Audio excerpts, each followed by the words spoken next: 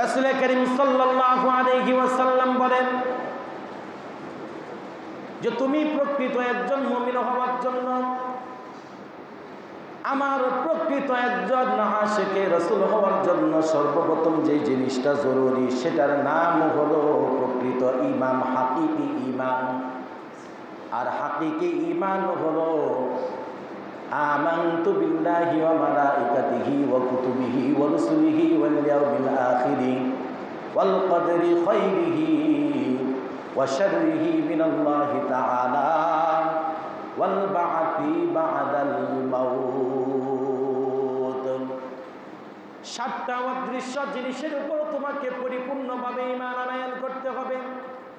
ঈমান যখন আনয়ন করলা তখন তোমার উপরে আল্লাহ পাকের কিছু আদেশ আর নিষেধের হুকুম বর্তাবে। তোমার উপরে কিছু আদেশ আর নিষেধের হুকুম বর্তাবে।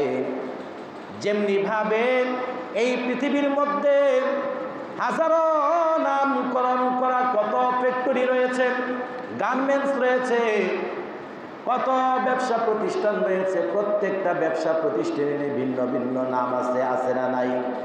মুদি দোকানের মধ্যে যেই কাজটা হয় সেটা গার্মেন্টসও হয় না, আবার গার্মেন্টসে যেই জিনিসটা হয় সেটা ওয়ার্ডিংয়ের দোকানে হয় না। এক একটা দোকান এক একটা ধরন, কাজের এক একটা ধরন, এক একটা ঘর এক একটা কাজের ধরন, এক একটা মিল কারখানা এক একটা কাজের ধরন।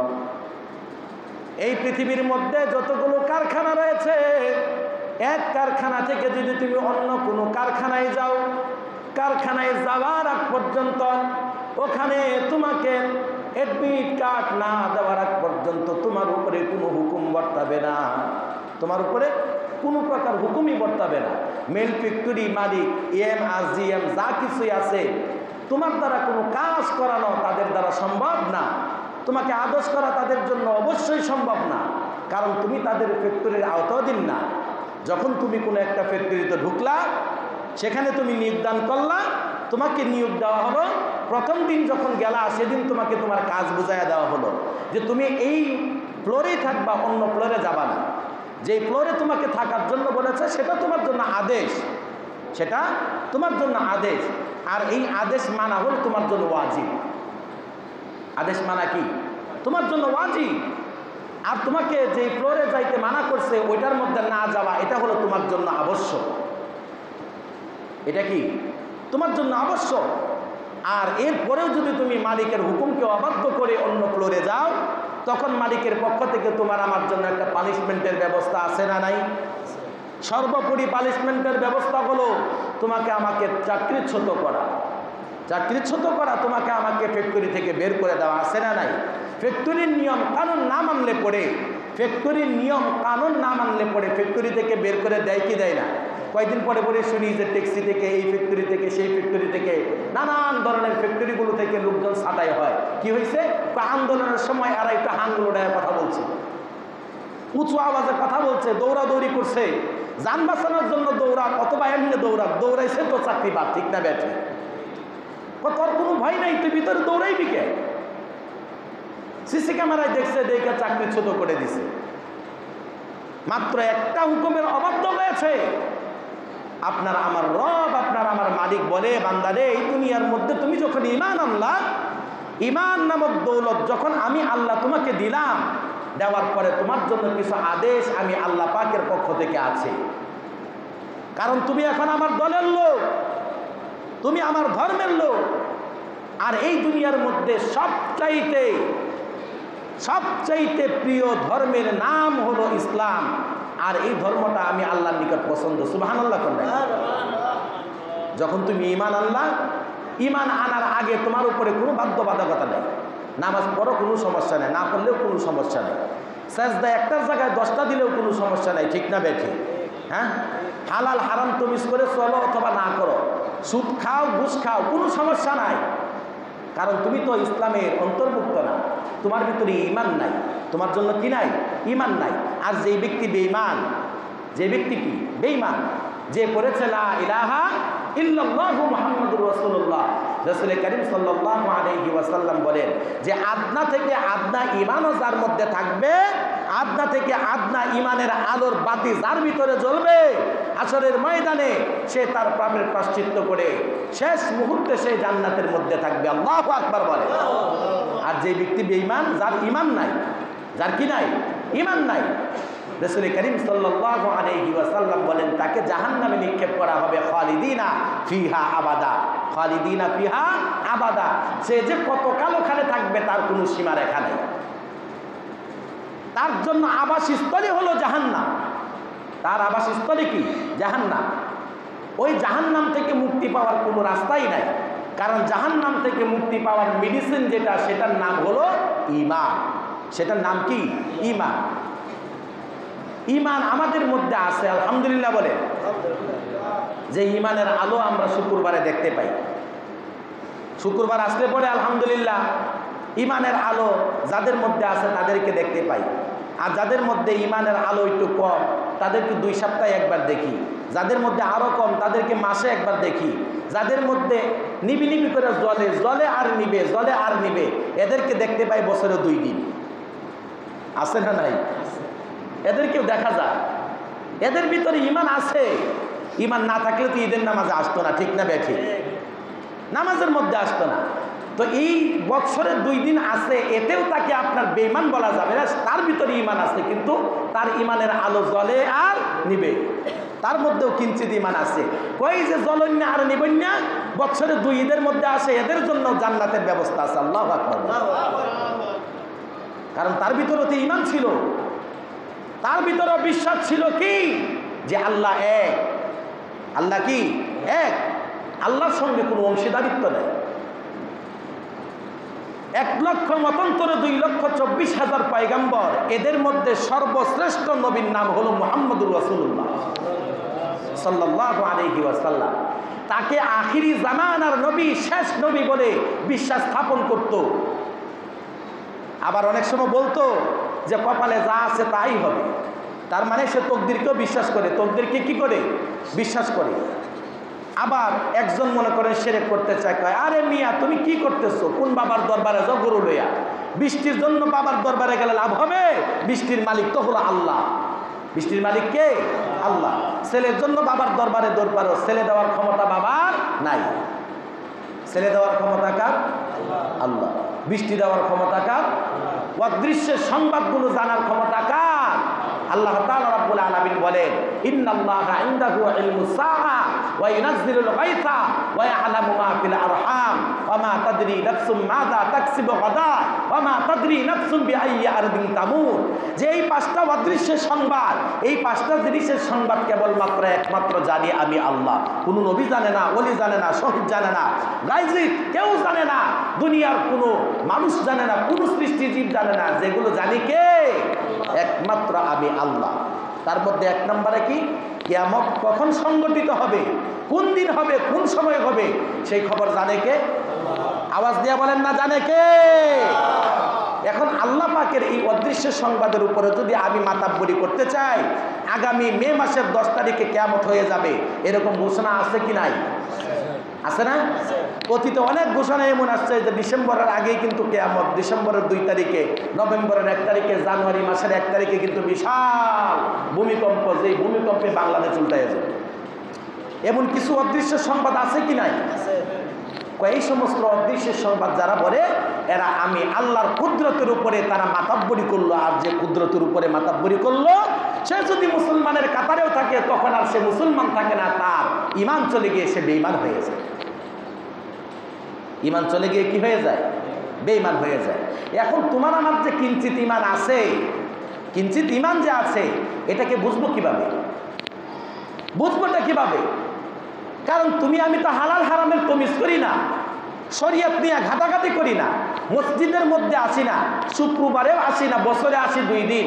তো ইসলামের যে কিছু নিয়ম কানুন আছে, আল্লাহ পাক কিছু আদেশ করছে, কিছু নিষেধ করছে, এই জিনিসগুলো জানা যাবে কোথায়?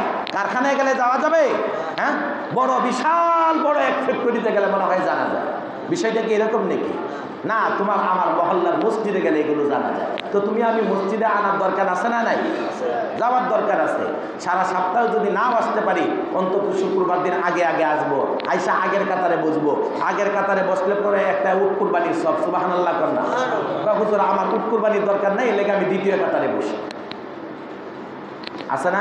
আসে সবার আগে আইসা তৃতীয় কাতারে বসে থাকে। কে? আপনি তো উট কুরবানির সব পাওয়ার কথা ছিল, কিন্তু দ্বিতীয় কাতারে যাওয়ার কারণে আপনার আমল নামায় যুক্ত হলো একটা মহিষ কুরবানি। তৃতীয় কাতারে গেলেন, আপনার যুক্ত হলো গরু কুরবানি। কাতার একটা করে পিছাইবেন আর নিচে নামবেন। আপনি আসছেন আগে, আপনি কি করছেন? আসছেন আগে, বসবেন আগে, তারপরেও সামনের কাতার ফাঁকা থাকে। এটাই বুঝি না। উট কি পছন্দ না নাকি আপনার? আর তো চাই পাঁচা সামনের কাতারটা পূরণ করেন তো দেখি একবারে, আর যাতে সামনে কেউ না ঢুকতে পারে। হ্যাঁ, এই যে আরেকজন সামনে আসেন, ভাইজান আসেন, সামনে আসেন। হ্যাঁ, আর তো সোজা হয়ে বসেন আপনি, এদিকে চাপেন আরো। উট কুরবানির দরকার, উট কুরবানির সওয়াবের দরকার। বাংলাদেশে থাকি, উট কুরবানি দেওয়ার তো সামর্থ্য নাই, ঠিক না ভাই? ঠিক ভাই। 20 লাখ টাকা তো গরু দিলেও আপনার 60 লাখ টাকা দিয়ে উট আনা সম্ভব না। তো গরুটা তো সচরাচর পাই, তো চাইবো সবসময় উট কুরবানি দেওয়ার জন্য। পারবো কিনা ইনশাল্লাহ? এমনি সশরীরে না পারি, অন্তত মসজিদের আগের কাতারে বৈশাখ, তারপরে সপ্তাহ হাসিল করতে পারি। এই জন্য যারা আগে আসবো তারা আগে এসে আগের কাতারে বসবো, ঠিক আছে না ইনশাল্লাহ? ইনশাল্লাহ। বলতেছিলাম যে হালাল হারাম তমিজ করার যে মাসলা মাসাইলগুলো, সে তো এগুলো জানে না। ইমান থাকবে কি করলে, ইমান যাবে কি করলে, এগুলো তো সে জানে না। কারণ তার সম্পর্ক মসজিদের সাথে নাই, আছে ঈদগার সাথে, তাও বছরে 2 দিন যাও, আছে 2 দিন, কিন্তু যায় সবার পরে, আসে সবার আগে। বুঝতে পারছেন? যাক, তারপরেও যদি এই কিঞ্চিত ইমান নিয়ে কবরে যাইতে পারে, তারপরেও তার জন্য জান্নাতের ব্যবস্থা আছে। কিন্তু তোমার আমার এই বৎসর্গা, হ্যাঁ, এই বাৎসরিক মুসলিম হওয়ার যে ইমান তোমার আমার আছে না নাই, এটা বুঝবো কিভাবে? এটা কিভাবে বুঝবো? এই বোঝার জন্য, জানার জন্য যাইতে হবে কোথায়? জানার ফ্যাক্টরিতে, জানার মার্কাজে, জানার কারখানায়। শিখার জন্য যাইতে হয় যেই জায়গায় যেই জিনিস শিখায় ওই জায়গায়, ঠিক না বেঠিক? মাছ কেনার জন্য মসজিদ আসলে পাওয়া যাবে? ঘরের থেকে বাইরে হয়ে অন্য ঘরে গেলে পাওয়া যাবে? যাইতে হবে কোথায়? বাজারে যাইতে হবে। তরকারি কেনার জন্য বাজারে যাইতে হবে। যেখানে যেই জিনিস বিক্রি হয় ওই জায়গায় না গিয়া অন্য জায়গায় গিয়া যদি তালাশ করি, তাহলে মানুষ ব্যাককেল ছাড়া আর কিচ্ছু বলবে না, ঠিক না বেঠিক? কাপড়ের দোকানে যায় যদি বলি যে ভাই মাছের কেজি কত করে, তাই দেখো বেরোটা পাগল, একবারে তুমি হেদিকে যাও, ঠিক না বেঠিক? তাইলে রাস্তাঘাটে, হাটে বাজারে কি ইমান তালাশ করে পাওয়া যাবে? ইমানকে মজবুত করতে হলে, আল্লাহ পাকের হুকুম আহকাম সম্পর্কে অবগত হতে হলে তোমাকে আমাকে যাইতে হবে কোথায়? দ্বীনি শিক্ষার মার্কাজে যেতে হবে। তার মধ্যে প্রত্যেক সাপ্তাহিক একটা মাদ্রাসা আছে। সাপ্তাহিক মাদ্রাসা কোনটা? মসজিদ। এই মসজিদের মধ্যে সাপ্তাহিক ক্লাস করা হয়। এখানে কিন্তু ওয়াজ নসিহতের মাঠ না, এটা এখানে হলো ক্লাস। এখানে কি ক্লাস? সাপ্তাহিক ক্লাস। যে সাপ্তাহিক ক্লাসের মধ্যে হ্যাঁ জায়েজ না জায়েজ, হালাল হারাম, এই সমস্ত জিনিসগুলো তমিজ করে চলা, আল্লাহর সঙ্গে সম্পর্ক স্থাপনের মাধ্যম, রাসূলের সঙ্গে পরিচিত হওয়া, জান্নাত জাহান্নাম এগুলো সম্পর্কে পরিচিত হয়ে জাহান্নাম থেকে মুক্তি পেয়ে জান্নাতের আবাসস্থলের মালিক হওয়া, এই জিনিসগুলো সম্পর্কে জানা যাবে কোথায়? মসজিদে আসলে পরে প্রাথমিক শিক্ষাটা অর্জন করা যায়। প্রাথমিক শিক্ষাটা কি করা যায়? অর্জন করা যায়। এখন তো মসজিদে আসেই না। আসলেও যদিও আসি, অনেকে আসে, আলহামদুলিল্লাহ বলেন না, অনেকে আসে। আসলেও কোন সময় আসে জানেন? ইমাম সাহেব যখন নাকি আপনার খুতবা পড়া শুরু করে, আইসা ওই পিছনের কাতারে দাঁড়ায় থাকি। দাঁড়ানোর অর্থটা কি? যদি সুযোগ পাই তাহলে উট কুরবানি দিয়ে দেবে। আসছে সবার পরে পিছনের কাতারে দাঁড়ায় রয়েছে, আমি দেখি মাঝে মাঝে ওই জায়গায় দাঁড়ায় থাকে রোদের মধ্যে। হ্যাঁ, এই উত্তপ্ত রোদের মধ্যে দাঁড়ায় থাকে, ঘামে, আর মনে মনে চিন্তা করে দেখি আজকে উটটা কুরবানি দিতে পারি না। নিয়তটা কি? যে যখন হুজুর দাঁড়াবে তখন দেখি কাতার ভেদ করে সামনের কাতারে যাওয়া যায়। সামনের কাতারে গেলেই তো উট। কারণ এখন যে এখানে আছে, এখানে তো মুরগি তো আর কুরবানি নাই। তারপরে মুরগি আল্লাহ রাস্তায় সৎকার করলে যে সব হয়, ওই সবও তো পাবো না। তো দেখি উটের কাতারে যাইতে পারিনি। আপনার জন্য কিন্তু কাতার ভেদ করে আসলে পরেও কোনো উটের সৌভাগ্য আপনার হবে না। বরঞ্চ আপনি পিছনের কাতারে দাঁড়ায় থেকে যে সবটা পাইতেন সৎকার সব, ওইটাও আপনার আমলনামা থেকে কাটা যাবে আপনার উট কুরবানিওয়ালাকে কষ্ট দেওয়ার কারণে। ঠিক না বেঠি? উট কুরবানিওয়ালাকে আপনি কষ্ট দিচ্ছেন, গরু কুরবানিওয়ালাকে কষ্ট দিচ্ছেন, ছাগল কুরবানিওয়ালাকে কষ্ট দিচ্ছেন, এদেরকে কষ্ট দেওয়ার কারণে আপনার আমলনামায় মুরগি, হাঁস এগুলি যে সৎকার করছেন, যে সবটা হয়তো ওইটাও বাদ যাবে। মুসলমান ভাইয়েরা আমার বলতেছিলাম, এই পৃথিবীর মধ্যে আল্লাহ তাআলা রাব্বুল আলামিন তোমাকে আমাকে ঈমান নিয়ে এই পৃথিবী থেকে পরলৌকিকে পাড়ি জমানোর জন্য আল্লাহ তাআলা রাব্বুল আলামিন বলেন, ওয়াল আসরি ইন্নাল ইনসানা লাফি খুসর। রাসূল করিম সাল্লাল্লাহু আলাইহি ওয়াসাল্লাম তিনি বলেন যে তোমাকে আমাকে যদি এই দুনিয়া থেকে জান্নাতের টিকিটটা অর্জন করতে হয়, মৌতের সময় যদি কালেমাটা জবানের মধ্যে নসিব করতে হয়, কবরে যাওয়ার পরে কবরটা যদি জান্নাতের বাগান হয়, কবরের শান্তির জন্য, ফুলসিরাতের ফুলটা পার হওয়ার জন্য, সহজে তোমার আমার হিসাবগুলো আল্লাহর নিকট দিয়ে জান্নাতের বাসিন্দা হওয়ার জন্য তোমাকে আমাকে 5 জিনিস শেষ হয়ে যাওয়ার পূর্বে তার কদর করতে বলেছেন। যেই পৃথিবীর মধ্যে তুমি ঈমান আনলাম, ঈমান আনার পরে তুমি 5টা জিনিসের কদর করো, শেষ হয়ে যাওয়ার পূর্বেই 5 জিনিসের কদর করো। কি হয়ে যাওয়ার পূর্বেই? শেষ হয়ে যাওয়ার পূর্বেই 5টা জিনিসের কদর করবা। যেই 5টা জিনিস শেষ হওয়ার আগেই এই 5টা জিনিসের কদর যদি করতে পারো, তাহলে দুনিয়াতে কল্যাণ, পরকালে মুক্তি। দুনিয়াতে কল্যাণ, পরকালে কি আছে? মুক্তি। 1 নম্বরে হলো হায়াতাকা ক্বাবলা মাউতি। মৌত আসার পূর্বেই তোমার আমার হায়াত নামক গনিমত যেই সময়টুকু রয়েছে, এই সময়টার কদর করা, হায়াতের কদর করা, হায়াতের যত্ন করা। কয় হুজুর হায়াতের কদর তো করি, কিরকম করে? দিন রাত এক করে দুনিয়ার পিছনে ছুটছি তো ছুটছি, কিভাবে 10 তলা বাড়ি বানানো যায়, কিভাবে ব্যাংক ব্যালেন্সগুলো পুরা করা যায়, কিভাবে ব্যাংক ব্যালেন্সগুলো পুরা করা যায়। আমরা আজ থেকে মাত্র 30 বছর পূর্বেই যদি আমরা আমাদের সমাজের দিকে তাকাই আর সমাজের ওই শ্রেণীর লোকগুলোর দিকে তাকাই, তাহলে আমরা বুঝতে পারবো যে আমরা কতটা দুনিয়া অন্বেষায় এখন হয়েছে। 30 বছর পূর্বে নামাজ কালাম যতটুকুই পড়তো, ইলম কালাম তেমন ছিল না, কিন্তু তারা আল্লাহর উপরে বিশ্বাসী ছিল, আল্লাহর উপরে তাদের ভক্তি ছিল, ভালোবাসা ছিল। গ্রাম অঞ্চলে এত ওয়াজ নসিহত ছিল না, কিন্তু পর্দার মাসালা তারা ঠিকই জানতো, ঠিকই পালন করতো। ঠিক না বেঠি? যুবতী মেয়ে তো দূরের কথা, 80 বছরের বৃদ্ধা, যার সন্ন্যে আয়াসা এসে গেছে, যার উপর থেকে পর্দার হুকুম রহিত হয়ে গেছে, ওই মহিলা রাস্তাঘাটে দেখলে পরেও পুরুষ যদি দেখতো রাস্তার কোন পাশে যাবে তা দিশা খুঁজে পাইতো না। ঠিক না বেঠি? মাত্র 30-40 বছর আগের কথা। আর এখন প্রাপ্তবয়স্ক যুবতী নারী, বিয়ে হয় নাই, সেও চিন্তা করে যুবকের সঙ্গে ধাক্কা খাওয়া যায় কিভাবে। ঠিক না বেঠি? আবার এমন কিছু যুবকও আছে, আপনারা কিন্তু দোহা তুলসী পাতা না, কিছু যুবকও আছে যা তারা সব সময় শরীরটা আপনার তৈরি করে রাখে যে কিভাবে ধাক্কা নেওয়া যায়। আছে না নাই? হুজুর আমাদের দোষ আমরা কেমনে বলি? আছে না নাই? আছে। না হয়তো ওরা ধাক্কা দেওয়ান না পার্টি, আমরা যদি না নেই তাহলে দিবে কিভাবে? ঠিক না বেঠি? দেওয়ার জন্য তো নেওয়ার পাত্র লাগবে, আমরা যদি না নেই তাহলে তারা দিবে কিভাবে? আর না দেওয়ার যে সিস্টেম, এই সিস্টেমটা হলো প্রত্যেকটা গার্ডিয়ান, প্রত্যেকটা ঘরের কর্তা, সে হলো না নেওয়ার সিস্টেম চালু করবে। বোন থাকলে বউকে দ্বীনের হেদায়েত দিবে, স্ত্রীকে দ্বীনের কথাবার্তা বলবে, পর্দার হুকুমগুলো তাকে বলে দিবে, জায়েজ নাজায়েজ জিনিসগুলো তাকে জানাইয়া দিবে। এগুলো হলো প্রত্যেকটা ঘরের যে কর্তা আছে তাদের কাজ। এক গার্ডিয়ানকে জিজ্ঞেস করলাম যে ভাই, মেয়েটা বড় হয়েছে, তাকে একটুখানি আপনার পর্দা মতো কাপড় পরাগুলো শরীয়ত সম্মত কাপড় চোপড় পরাইলে ভালো হয় না? হুজুর কি যে কোন আপনি, আমার মেয়ের বয়স মাত্র হলো 14 বছর, মেয়ের বয়স কত কি 14 বছর। এই তো সেদিনকে মাত্র জন্ম নিল, আপনি তার বড় মেয়ে বলতেছেন। তারপরের দিনই শুনি আলহামদুলিল্লাহ আউট হয়ে গেছে। 1 বছর পরে 1 বছর পরেই শুনি যে আলহামদুলিল্লাহ নানা ডাক শোনার জন্য প্রস্তুত হয়ে গেছে।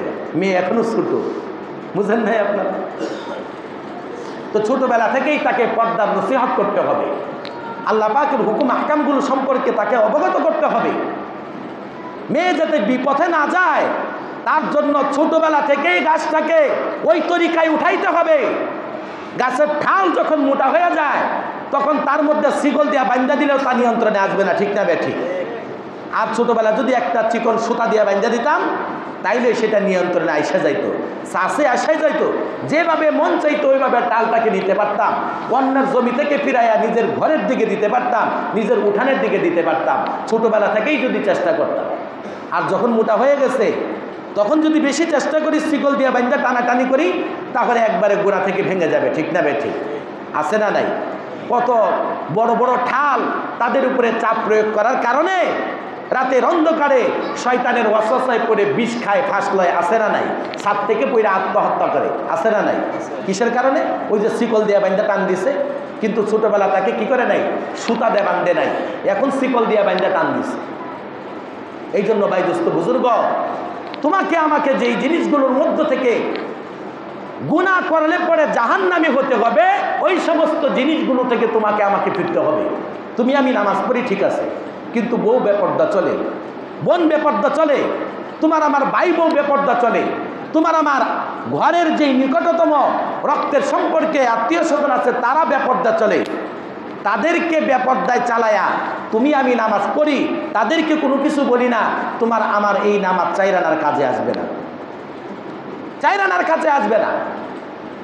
আল্লাহ তাআলা রাব্বুল আলামিন বললেন, আয় জিব্রাইল তুমি ওই গোত্রকে ধ্বংস করে দাও, ওই গোত্রের মধ্যে আমি আল্লাহর গজব নাজিল করে দাও।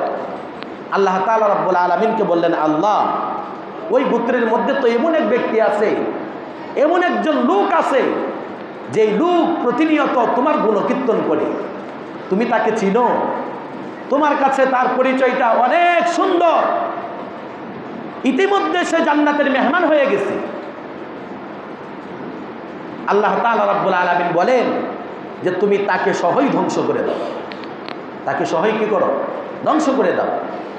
কারণটা হলো এই যে সে নিজে আমি আল্লাহর সঙ্গে এত সুন্দর সম্পর্ক স্থাপন করলো, কিন্তু তার ঘরওয়ালা, তার আশপাশের যেই সমস্ত নিকটতম আত্মীয় স্বজনগুলো আছে, তার মহল্লাবাসী আছে, সে তো কারো কাছে যায় না, সেও কাউকে হেদায়েত করে নেই, কারো কাছে আমার দিনের দাওয়াত দিয়ে যায় না, তাদেরকে বলে নাই।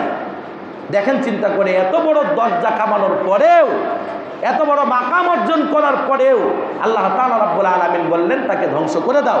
কারণটা কি? যে নিজে গেছে কিন্তু অন্যকে যাইতে সুযোগ করে দেয় না।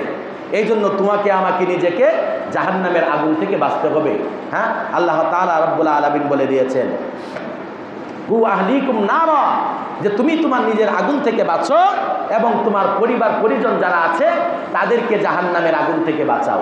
তুমি নিজে নামাজ পড়ো, পরিবারের লোকদেরকে নামাজ পড়াও, তুমি শরীয়ত মতো চলো, শরীয়তের হুকুমগুলো তুমি তোমার পরিবারের লোকজনদেরকে বলো, তাদেরকে শরীয়তের ভিতরে রাখার জন্য চেষ্টা করো।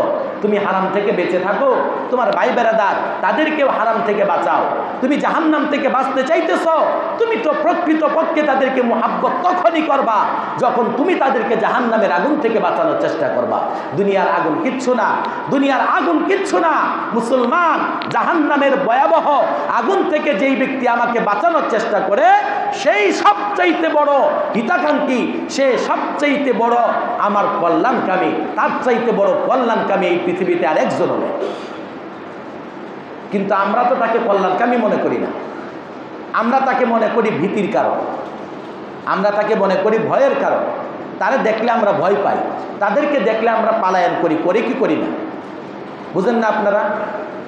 এই যে আপনার দাওয়াতে তাবলিগের কিছু লোক সপ্তাহে সপ্তাহে মনে করেন যে মানুষের কাছে গেলে পরে এক শ্রেণীর লোক আছে তারা পলায়া যায়, আছে না নাই? কয় সারছে, আজকে তো মসজিদে যেভাবে হোক নিয়ে যাবে, তাড়াতাড়ি উঠা পড়িয়া যাবে, কোনো কাজ নাই, এতক্ষণ বয়ে বয়ে আপনার টিভি দেখছে। আর যদি খুদা না খাস্তা ধইরা ফালানো যায়, কয় হুজুর আমার কিছু অজুহাত আছে, কিছু হুজুরে মাকুল আছে, কয় তার মধ্যে এক নম্বরে হলো আমার শরীরের কাপড় ঠিক নেই। চিন্তা করে অবস্থা, এক নম্বর মাসালা কয় আমার শরীরের কাপড় ঠিক নেই। বেশি বিড়াবিড়ি করলে মুইটা যদি কই যে আপনার যা কাপড় চোপড় যেটা আছে একটু দয়া মুছে সাফ করে তারপরে যান, হুজুর মুইটা পানি উড়ে, বুঝতেন? এই হলো আমার আপনার অবস্থা। ভাই দোস্ত বুজুর্গ, তাহলে আপনার আমার এক নম্বরের যেই জিনিসের কদর করতে হবে, হায়াতাকা ক্বাবলা মাউতি, আপনাকে আমাকে সর্বপ্রথম আপনার আমার হায়াতকে কদর করতে হবে, সময়ের কদর করতে হবে, সময়কে মূল্যায়ন দিতে হবে, সময়ের ব্যবহার যথাযথভাবে করতে হবে। একটা সেকেন্ডটাও যাতে আপনার আমার অহেতুক কোনো কাজের মধ্যে চলে না যায়, একটা সেকেন্ডও যাতে গুনাহের কোনো কাজের মধ্যে না যায়। পূর্বের জমানায় বুজুর্গদের দিকে তাকায় দেখেন, আল্লাহওয়ালাদের দিকে তাকায় দেখেন। আমি গতকালকে একটা নিউজ দেখলাম যে 30 বছর পরে 30 বছর আগে মারা গেছে। কয় বছর আগে মারা গেছে? হ্যাঁ, সাধারণ গ্রাম্য মসজিদের মুয়াজ্জিন থাকে না, বেতন ছাড়া মুয়াজ্জিন আছে না নাই? গ্রাম্য মসজিদে আজানটা সহি তরিকায় দিতে পারে নাই, কিন্তু তাদের ঈমান ও আকীদা ছিল সহি।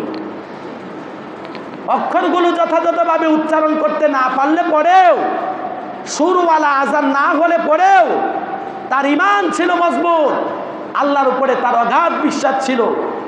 আর এই বিশ্বাস থাকার পরে 30 বছর পরে গতকালকে তার লাশটা বের হয়েছে অক্ষত অবস্থায়। আল্লাহু আকবার বলে।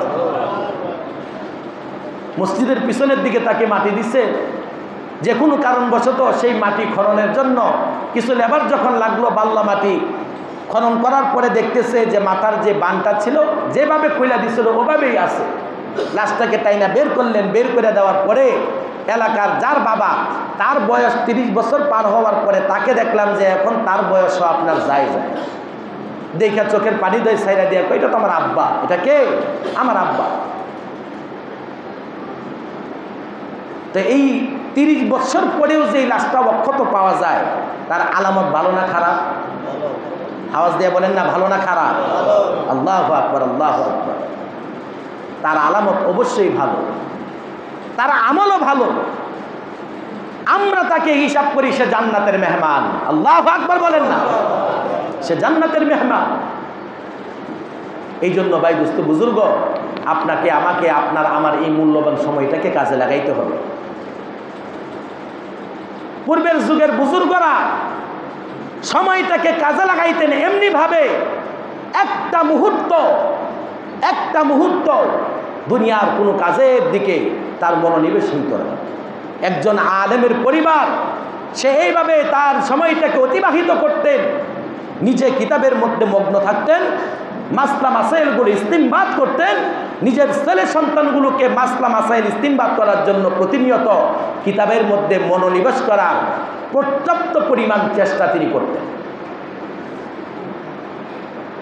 বড় একজন আলেমে দিন, ছেলেটাও বড় আলেম, দাওরায়ে হাদিস পাস করার পরে প্রত্যেকটা মুহূর্ত বাবা এক রুমে, ছেলে আরেক রুমে কিতাব মোতালা করে।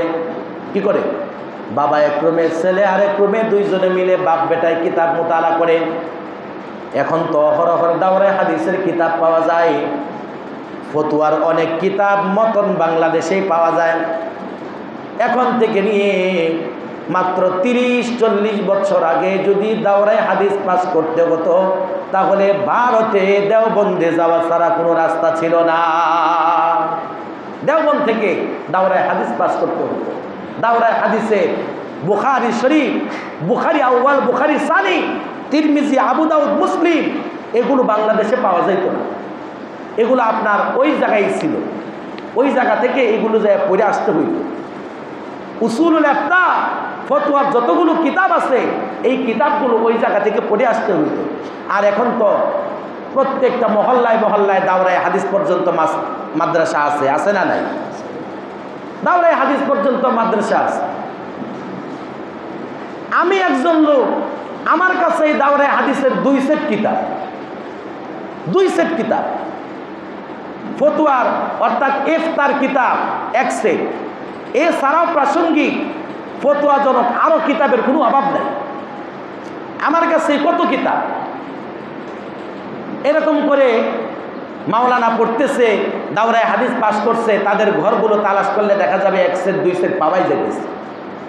তাহলে কত সহজ হয়ে গেছে না জিনিসগুলো। জিনিসগুলো এসেছে সহজ, এলেমটাও এসেছে অনেক নিত্য নতুন, অনেক পুরাতন মাসলা মাসাইল ইস্তিমবাতে হয়েছে। এগুলোকে লোক সমাজে প্রচার প্রসারও করেছে, কিন্তু আমলের ঘাটতির কারণে আলেমও আজকে আলেমও কালকে কত দুনিয়াবি অসামাজিক কাজের মধ্যে লিপ্ত হয়ে আছে, ঠিক না বেঠিক? আমলের কারণে, কিতাবের কারণে। এলেম আছে কিন্তু এলেমের আমল নাই। পূর্বের জমানাগুলোর দিকে তাকায় দেখেন, সাধারণ কারি সাহেব, এই কারি সাহেবকে মাওলানা সাহেব বলেও ডাকা হতো না, মুন্সি বলে ডাকা হতো।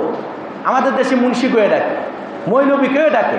হ্যাঁ, ওই সমস্ত মৌলবী সাহেবদের আমল বর্তমান যুগে অনেক দাওরায়ে হাদিস, ইফতা, হ্যাঁ, মুহাদ্দিস, তাদের চাইতেও ভালো ছিল ওই সমস্ত মুন্সিদের আমল।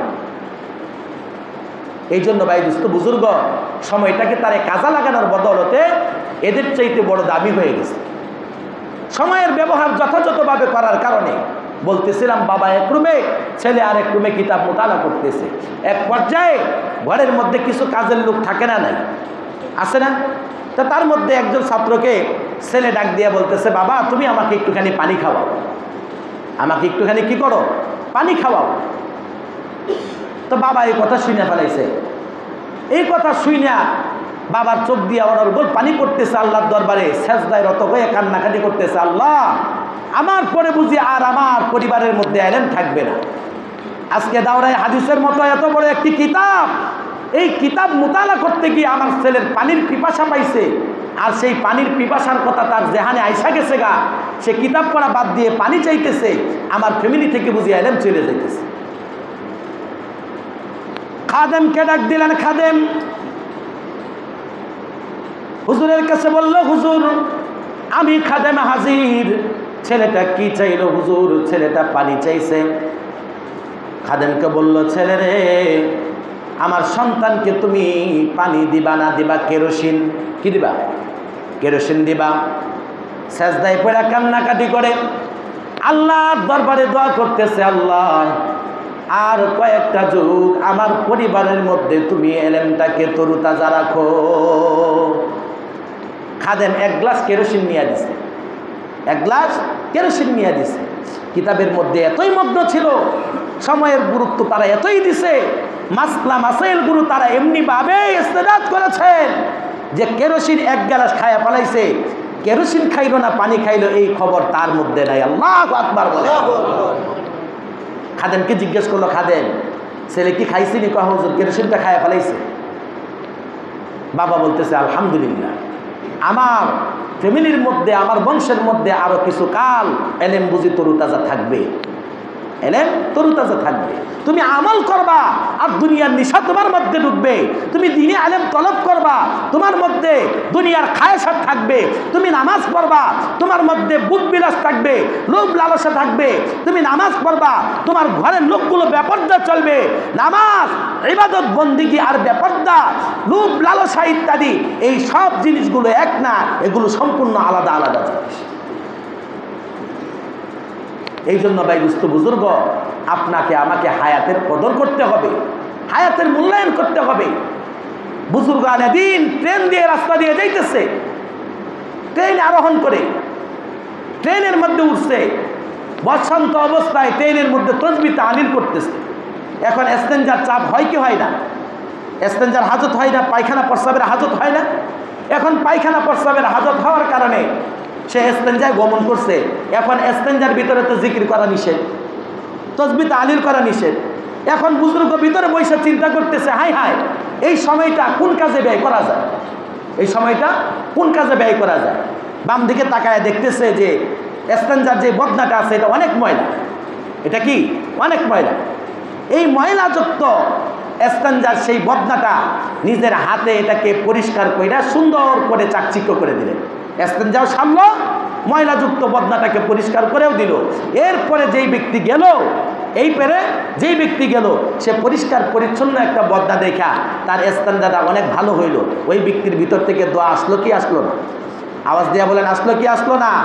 আল্লাহু আকবার। রাসূল করিম সাল্লাল্লাহু আলাইহি ওয়াসাল্লাম তিনি বলেন যে এই রাসূল করিম সাল্লাল্লাহু আলাইহি ওয়াসাল্লামের সঙ্গে যদি তুমি দেখা করতে চাও, মদিনা মুনাওয়ারা যদি জিয়ারত করতে চাও, মক্কা মুকাররমায় যদি আসতে চাও, তাহলে তোমাকে কয়েকটা আমল করতে হবে। তার মধ্যে এক নম্বরে হলো তুমি ইস্তেঞ্জা করে আসার পরে তোমার বদনাটা ভরে আসবা, ইস্তেঞ্জার বদনাটা পরিষ্কার করবা। বাথরুমের যে কমরটা আছে এই কমরটা তুমি নিজের হাতে পরিষ্কার করো। আল্লাহু আকবার বলেন না? নিজের হাতে পরিষ্কার করো। একদিকে এই ইস্তেঞ্জার কমরটা পরিষ্কার করবা, অন্যদিকে আল্লাহ তোমার দিলের ময়লা সাফ করে দিবেন। সুবহানাল্লাহ বলেন। মসজিদ থেকে বের হইছো, আগে বের হইছো, জুতাগুলো সোজা করে দাও। জুতাগুলো কি করো? সোজা করে দাও। এখন মনে মনে চিন্তা করি আমি টাকাওয়ালা, আমি গাড়িওয়ালা, আমি বাড়িওয়ালা, আমি ক্ষমতাওয়ালা, আমি অমুক, আমি তমুক। তোমার এই হ্যাডামগিরির সাইরানা কোনো দাম নেই। এই হ্যাডাম বাদ দিয়ে যদি মসজিদের জুতা সোজা করতে পারো, ফকির মিসকিন গরিব দুঃখী অসহায় সমাজের সব শ্রেণীর লোকদের জুতা যদি সোজা করতে পারো, রাসূল বলেন যে একদিকে জুতা সোজা করবা, অন্যদিকে আল্লাহ তোমাকে মক্কা এবং মদিনা জিয়ারতের নামটা ওই কাতারে উঠাইয়া দিবে। সুবহানাল্লাহ। আর যদি মনে মনে চিন্তা করো না এগুলো করা যাবে না, মানুষ দেখলে কি বলবে, তাহলে তোমার মতো তাকাব্বরিওয়ালা, তোমার মতো মাতাব্বরিওয়ালা, তোমার মতো ক্ষমতাওয়ালা, টাকাওয়ালা, পয়সাওয়ালা তুমি মক্কায় যেতে পারবা, হাকিকি হজ তোমার তকদিরে নসিব হবে না। ঠিক না বে ঠিক? হজ করে আসার পরেও সুদ খায়, আছে না নাই? ঘুষ খায়, আছে না নাই? হ্যাঁ, সমাজের মধ্যে বিচার করতে গেলে, সমাজের মধ্যে বিচার করতে গেলে এক পাল্লা ভারী আরেক পাল্লা হালকা হয়ে যায়, ডান বাম হয়, হয় কি হয় না? হ্যাঁ, হজ করে আসছে হাজি সাহেব। এমনও হাজি আছে হজ করে আসছে, আইসা নিজের ক্ষেতের সীমানাটা বড় করার জন্য অন্যের লাইলে কাজ করতে গিয়া কোদাল দিয়ে কূপ দিতে দ্বিধাবোধ করে, এতিমের মাল আত্মসৎকারে খাইতে দ্বিধাবোধ করে না। খানা যেখান থেকে আসেস না কেন খুব সুস্বাদু করে খায়, একবার তো মিস করে না, যাচাই বাছাই করে না। তো ভাই দোস্ত বুজুর্গ, তোমার আমার সময়টাকে কাজে লাগাইতে হবে, সময়ের কদর করতে হবে। রাসূল করিম সাল্লাল্লাহু আলাইহি ওয়াসাল্লাম তিনি বলেন যে সময়টা হলো গনিমত। সময়টা কি? গনিমত। আর গনিমত কাকে বলে? গনিমতের মাল যখন নাকি কোনো যুদ্ধ শেষে পরিত্যক্ত মাল যখন ময়দানে পড়ে থাকে তখন এটা গনিমতের মাল নামে রূপান্তরিত হয়। আর এই গনিমতের মাল কি বেশিক্ষণ মাঠে পড়ে থাকে? বেশিক্ষণ থাকে না, বেশিক্ষণ থাকে না। আপনার গনিমতের মালটা এইরকম মনে করেন যে আগামী কুরবানি ঈদ আসতেছে, তো একজন ঘোষণা দিল যে কুরবানি ঈদের আগের দিন এই মাঠের মধ্যে 10টা গরু ছাড়া দেওয়া হবে, যার আগে যে নিতে পারবে, যার আগে যে নিতে পারবে। আপনারা বলেন তো দেখি, সময়টা শুরু হওয়ার পরে কয়দিন এই গরুগুলো এই জায়গায় থাকবে? কয়েক ঘন্টা থাকবে? কয়েক মিনিট থাকবে? তো গনিমতের মালটা হলো এরকম, যুদ্ধ শেষ পরিত্যক্ত মাল মাঠে পড়ে আছে, এই গনিমতের মাল যে নেবে তার। আর এই গনিমতের মালগুলোকে ঢুকানোর জন্য যুদ্ধ কবলিত এলাকার মধ্যে অনেক লোক আতপেতে থাকে, উৎপেতে থাকে যে কখন যুদ্ধ শেষ হবে, কারা ভাইগা যাবে, তাদের মালগুলো আত্মসাৎ করবে। তো তোমার আমার হায়াতটা হলো গনিমতের মালের নেই, গনিমতের মালের নেই। কখন শেষ হয়ে যাবে তার কোনো নিশ্চয়তা নাই। এই শেষ হয়ে যাওয়ার পূর্বেই এই গনিমতের সময়টাকে কাজে লাগাও, গনিমতের মালটাকে কদর করো। কি কদর করবা? তার যথাযথ ব্যবহার করবা। তার কি করবা? যথাযথ ব্যবহার করবা। রাসূল যেই তরিকায় চলেছে ওই তরিকায় চলার চেষ্টা করবা। আল্লাহ যে হুকুমগুলো দিয়েছে ওই হুকুমগুলো মানার চেষ্টা করবা। যেগুলোকে নিষেধ করেছে সেগুলো থেকে বিরত থাকার চেষ্টা করবা ইনশাআল্লাহ। আল্লাহ তাআলা রব্বুল আলামিন আমাদের প্রত্যেকের গনিমত নামক হায়াত, এই হায়াতের যথাযথ কদর করার তৌফিক দান করুক সকলে বলুন আমিন। ওয়া আখির দাওয়ানা আনিল হামদুলিল্লাহি রাব্বিল আলামিন।